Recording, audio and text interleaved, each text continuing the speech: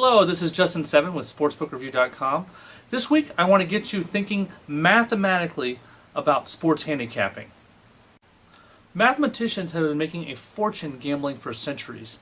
Recently, some mathematicians used this formula, the Black-Scholes model, to figure out the correct price when you're gambling in the stock market on put and call options.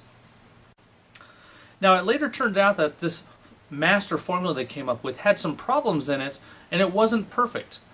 But people who used it early still made a lot of money. And the reason is, when you're coming up with a math model to beat anything, whether it's the stock market or sports, it doesn't have to be perfect, it just has to be better than everyone else out there. Now, I want you to think generally about sports betting. There are three things you need to consider.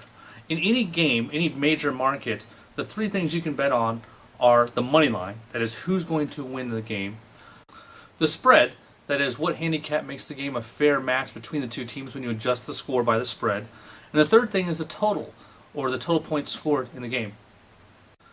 Now, what a lot of people don't realize is that these three are very related. Just like in the stock market, there's something called put-call parity, where at any given price for a put, there should be a theoretically correct price for a call. There's also a certain kind of parity between spreads, money lines, and totals. If you know any two of those, a spread, total, or money line, you can always figure out the third one in any major sport. Now, here's a very important question. How often do you have to win your bets to expect to make money long term in this game? Some people brag about hitting 53, 55, 56, 60%, and most of the people who brag about high winning rates are full of it. But truth is, professionals can make a lot of money just hitting 52 or 53%.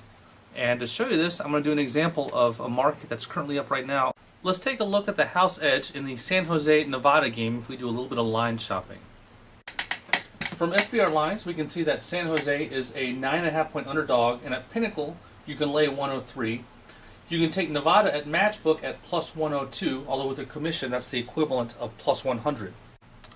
If you look at the whole offshore betting industry as the house, how much of an advantage does the house have over you in this particular matchup if you can bet at both Pinnacle and Matchbook?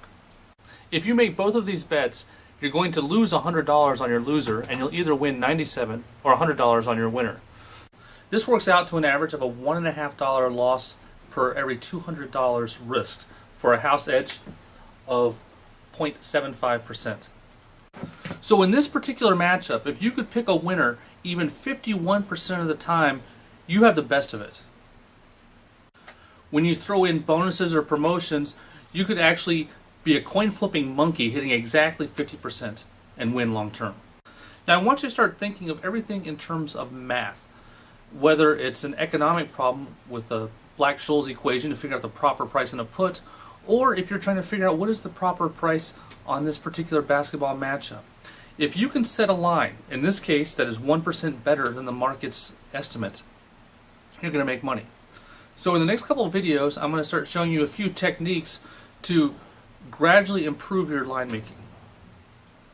That's all for now. The next video I'm going to look at is going to show you how to look at home field advantages across a wide variety of sports.